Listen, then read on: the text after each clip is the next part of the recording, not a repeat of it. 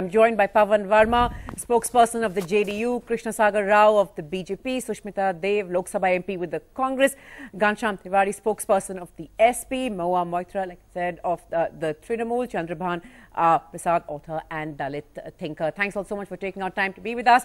Mr. Rao, let me start by asking you, we've just heard, Mr. Venkaiah Naidu's name being finalized. There's, of course, been much speculation, and for once, journalists have got it spot on. We've, of course, been saying that he was the front runner, but many are asking, the interesting choice, given that Mr. Naidu himself has been making it quite clear that he doesn't want the job. He's saying, that he's been very reluctant for it, but yet, of course, the NDA thought that he was the best candidate.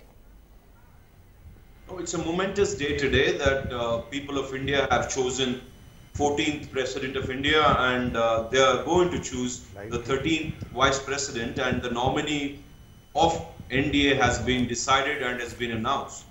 Venkaiah Naidu ji is a great leader of our party, and he has an illustrious career, political career, right from 1974.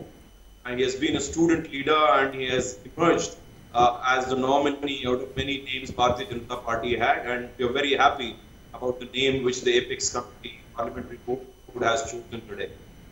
In BJP, Natasha, that no one aspires for a position, and that is how Venkaiah Naidu ji was, as you stated, he was just about a normal karyakarta of BJP who will not, talk about the visions of power which they aspire. We wait for the party, the parliamentary board make decisions, and then we adhere. That's how it works. It's a professional organization. We are not family run, and none of the leaders have anything to progress in their life. That includes even Prime Minister Narendra Modi, who has risen from the ranks his 25 years of journey to become Prime Minister of India. That's the beauty of a singular organization, which is not controlled by and family. Okay, I'll come back to you in just a bit, but Pavan Verma, come in here at this stage. Venkaiah Naidu is the NDA's choice. Now, interesting, you're of course backing their presidential nominee, but not doing the same when it comes to vice president. Because I think either the president or the vice president are not necessarily a matter of political confrontation. In the second case, that of the vice president, the opposition came up with a name before the NDA. It was a name we endorsed on the merits of the candidate, and we joined with the opposition in supporting him, Mr. Gopalkrishna Gandhi. In the first case, the opposition had not come up with a candidate, and we saw in Mr. Ramnath Kovind, with whom we had the personal experience of interacting for 2 years in his capacity as governor, a man who had the credentials to occupy the highest post of the land in terms of his constitutional propriety, rectitude, courtesies and etiquette and impartiality. So it's a decision that we took on merits, and it should be seen in that perspective. Okay. Sushmita, they've come in at this point. This is what we heard Nitish Kumar also say when he sort of put, really named the Congress leadership, perhaps not really naming them, but mentioned the Congress leadership, saying that the Congress alone is to blame for the mess that the opposition. And again, they're talking about the fact that the opposition should have gone ahead and named their presidential candidate first before I think waiting. You should not paraphrase or quote Mr. Nitish Kumar incorrectly. Okay. What was the exact He did not quote, say the Congress has made a mess. I think he said the opposition. We have a thing that Congress alone to blame for the opposition should mess. not. No. Okay. No, I think what he said was, and which I'll just reiterate in 20 seconds, is the opposition needs not be reactive, and it should invest more in energy together in building up and consolidating opposition unity. Okay, fair enough. With a credible narrative and an alternative vision. Okay, credible narrative and alternative vision. But Sushmita, many have argued that the opposition perhaps should have come and put forward Meira Kumar's name first, if that is who they intended to go with, not wait necessarily for the NDA to name Mr. Kovind and then try and be seen, as many say, to play catch up. In hindsight, is that what should have happened? I'd just like to add to what Mr. Pavan Verma said.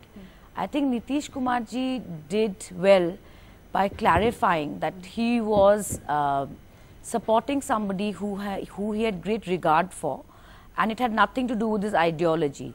So he actually divorced himself from the ideology of the BJP, which is heartening. But the fact that you're saying that Meira Kumarji's name should have been announced first. See, around 17 or 18 parties were in discussion, and the name emerged as a consensus. And you can understand that to build consensus means a meaningful discussion. It can't be just a symbolic discussion like the BJP did when it came to their candidate. Their allies didn't know what was happening, and Kovindji's name was just suddenly brought out in a 10-minute tea meeting, you know, where they had tea and they were told who it is. So there'll always be judgments and speculations on both sides. But I think what's important is it's been a dignified fight between the two presidential candidates. And I believe that Meira Kumarji emerged as someone who stands for an inclusive India, who stands for an India that's pluralistic. And that's what this is about. Okay. So let's hope that the results, as and when they are declared, what she stood for and what her campaign was for will be what she'll be remembered for. Okay. This shouldn't really happen, Chandrabhan Prasad, but you know, this is sort of the battle for post of president, or the fight for the post of president is really described by many as a fight between two Dalits, and that's not, of course, how we should see this. But on the ground, what is the real messaging? What is the meaning? What really is the impact of this? We heard Meira Kumar say that one of the things that she's fighting for, of course, is to do away entirely with the caste system. See, it's a good feeling that a Dalit is going to be once again President of India. But nominating a Dalit for this highest post cannot be an act of charity. There must be something, some game plan behind nominating a Dalit who was not known to be in the country as a Dalit leader. There must be something behind this Mr. game. Kovind. What is that game plan? We must know. Okay. Krishna Sagar Rao, would you like to respond to that? What is the larger picture? What is the game plan? Besides, of course, just going for caste affiliations, is there any other bigger picture on this? See, this is a constitutional mandate. Article 55 requires to elect the President of India, and the election track record in the prior years was that there was never a consensus except for one term. And today, when Congress speaks in multiple voices, it's quite funny because they have entered a battle zone where they know prior that they are going to lose really bad. Because going by the numbers of both NDA and partners from outside, we have about 60.30% vote. And I'm very, very sure that it is going to rise to about 75 because of the conscience call and free will call given by a self-goal sort. The call given by Sonia Gandhi ji and Meira Kumar. And what kind of victimization of Meira Kumar has happened with Congress afterthought of getting her to be a nominee? Because if they were to really have a Dalit leader and to make that symbolic in terms of getting the oppressed class leadership of this country, we should have done that ahead, or they should have done that in terms when they have elected Patil and the latest president, who's walking up after come. So, but they did. So basically, Congress does it off the top, and today Congress is. UPA has three parties. With DMK being only noteworthy party. What I'm trying to say, Asha, is that they have become habituated to rules and they're accepting it, and we are happy with it. We have Lok Sabha, Rajya Sabha, we have.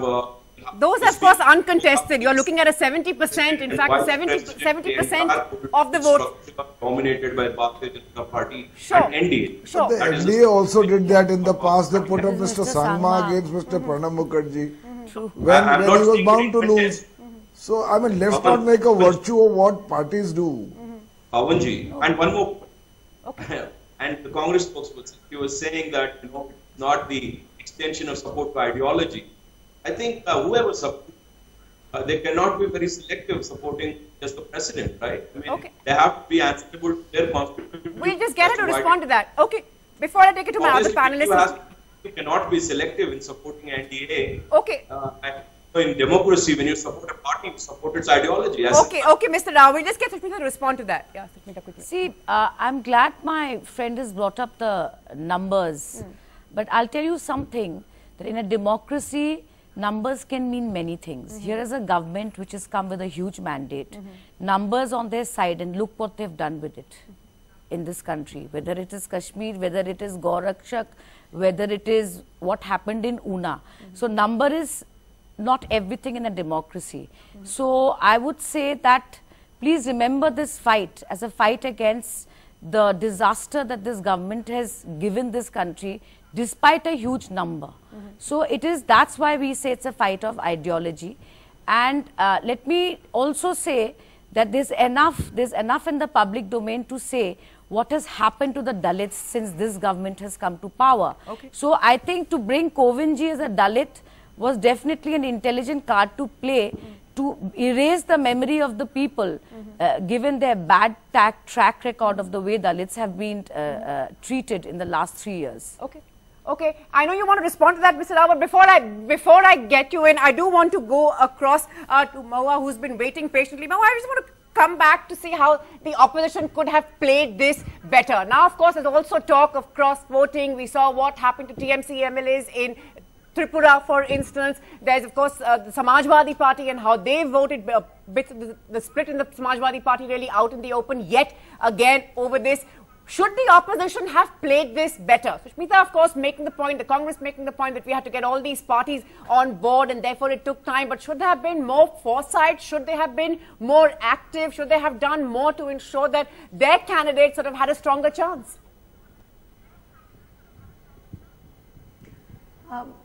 Natasha, there's this wonderful couplet by Iqbal and it says, Jamhuriyat ek tarz-e hukumat hai, जिसमें बंदों को गिना करते हैं तोला नहीं करते. So democracy is that kind of order in which the measure of a man is numbers, it's not the weight of a man.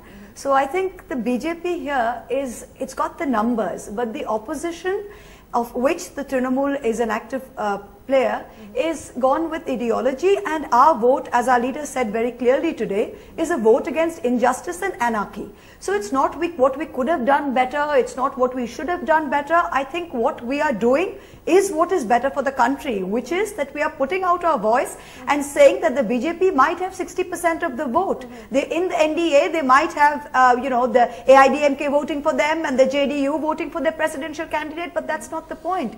The point is, as in the parliamentary elections where they got 31% of the vote, it doesn't mean that they've got a mandate to ride roughshod over every democratic ideal that this country has.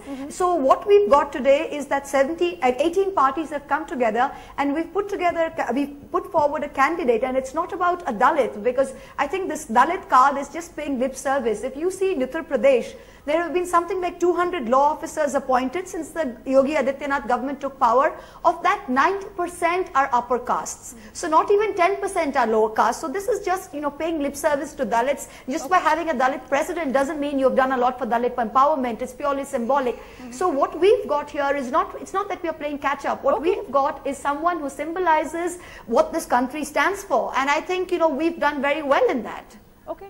I mean, of course, so you sort of comment on, how capable both the candidates are. Both Meira Kumar and Mr. Kovind, undoubtedly, perhaps very, very capable. But, it's just unfortunately the caste then just seems to dominate, and it just seems to be a Dalit versus Dalit battle. But before I go back to Pawan Varma, this is what we've been seeing with what happened today as far as the Samajwadi Party is concerned. Questions again on unity in the opposition. Where does that unity stand? We're talking about these 17, 18 parties coming together, but in terms of numbers, I mean, there are cracks even here, even as we've seen the NDA go out and try and throw their net even wider. Well, when you look at unity, the unity started with the way parties came together, spoke in one voice, systematically came up with the name of a candidate, both as the vice president candidate as well as the president candidate.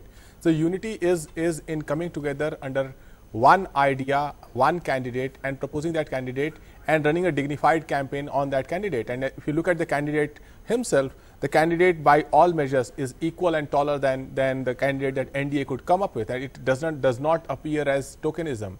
As far as NDA is concerned, even the vice president candidate, it seems like there is a merry-go-round musical chair going on in the union cabinet, where any union minister can get up one day and walk to a state to become a chief minister, becoming a vice president candidate, as if there is no interest in governing India at a time when our unemployment figures are high, farmer distress is very high, our borders are not only unprotected, but we don't even have a defense minister, and we have a crisis with respect to Pakistan and China. So at this point in time, this musical chair to instantaneously orchestrate the politics of the day does not behoove this government, because this government is not thinking long term. They are sleeping in on the top of the huge numbers that they have, and as a result they don't have any pressure to perform for the long term interests of the country.